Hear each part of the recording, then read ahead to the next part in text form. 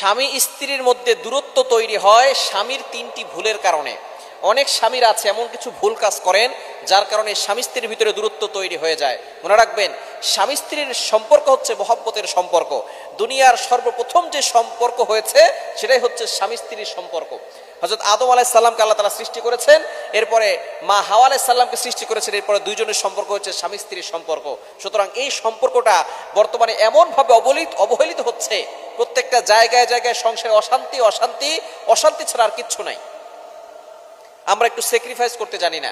স্বামী স্ত্রী উভয়জনকেই স্যাক্রিফাইস করতে হবে, কিন্তু স্বামীরা কিছু ভুল করে থাকেন। এই ভুলের কারণে সংসারে স্বামী স্ত্রীর মাঝে দূরত্ব সৃষ্টি হয়। এটা যদি আপনি আপনার ভুলের কারণে হয়, অবশ্যই আল্লাহর কাঠগড়ায় আপনাকে জবাবদিহি করতে হবে। এক নাম্বার হচ্ছে স্ত্রীর সামান্য ভুলেই স্ত্রীকে অপমান করা, স্ত্রীকে লজ্জিত করা, স্ত্রীকে রেসপেক্ট না করা। মনে রাখবেন, আপনি যাকে বিয়ে করে নিয়ে আসছেন সে কাজের বুয়া না। আপনি যাকে বিয়ে করে নিয়ে আসছেন সে তার বাবার বাড়িতে রাজকন্যার মতো ছিল, সে সেখানে কাজের বুয়া ছিল না। প্রত্যেকটা বাবা তার সন্তানকে কাজের বুয়া বলে বড় করে না, তাকে রাজকন্যার মতো বড় করে। সে আপনার বাসায় আসার পরেই যে সঠিকভাবে রান্না করতে পারবে, সবকিছু ঠিকঠাক হবে, বিষয়টা এমন নয়। তার অনেক ভুল হবে, টুকটাক ভুলগুলো আপনি ধরবেন না। কিছু স্বামী আছে সামান্য ভুল হলেই পাগল হয়ে যায়, স্ত্রীকে গালিগালাজ করে, অপমান করে, তাকে সম্মান দেয় না। এই ধরনের কাজ কখনো করবেন না। স্বামীর এই একটি ভুলের কারণে দেখা যাচ্ছে স্বামী স্ত্রীর ভিতরে দূরত্ব সৃষ্টি হয়ে যায়, স্ত্রীর মনে ভালো থাকে না।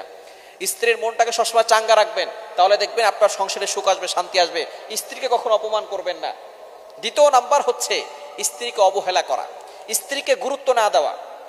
আপনি অফিসে গেছেন, অফিস থেকে আসার পরে স্ত্রীকে একটু সময় দিবেন, কিন্তু না, বর্তমানে মোবাইল এসে এমনভাবে আমাদেরকে মোবাইলের ভিতরে আসক্ত করে ফেলেছে যে আমরা বাসায় আসার পরে সন্তানকে সময় দেই না, স্ত্রীকে সময় দেই না, আমরা সময় দিই মোবাইলকে। অফিসে সারাদিন মোবাইলে থাকে, কাজের ভিতরে ব্যস্ত থাকে, যতটুকু সময় পায় মোবাইল চালায়। আবার বাসায় আসার পরেও দেখা যাচ্ছে যে স্ত্রীকে সময় না দিয়ে, সন্তানকে সময় না দিয়ে সে মোবাইলে আসক্ত হয়ে পড়ে। খবরদার, স্ত্রীকে এভাবে অবহেলা করবেন না, তাকে সম্মান দিবেন। এবং 3 নাম্বার যে সমস্যাটা সেটা হচ্ছে স্ত্রীকে গালিগালাজ করা, মারধর করা, স্ত্রীর পরিবারকে গালিগালাজ করা। এটা কখনো করবেন না। আপনার পরিবার আপনার কাছে দামি, আর স্ত্রীর পরিবার তার কাছে দামি নয়।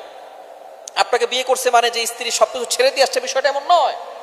আপনি নিজেকে অবশ্যই এইভাবে প্রস্তুত করবেন যাতে করে আপনি আপনার স্ত্রীকে কখনো এই ধরনের অপমান না করেন। স্ত্রীকে গালিগালাজ করবেন না, মারধর করবেন না। মনে রাখবেন, স্ত্রীরা হচ্ছে নরম, তারা ভালোবাসা চায়, তারা যত্ন পেতে পছন্দ করে, তারা ভালোবাসা পেতে পছন্দ করে। স্ত্রীরা, নারীরা যদি একটু কম ভালোবাসা পায় তখনই তারা অভিমান করা শুরু করে।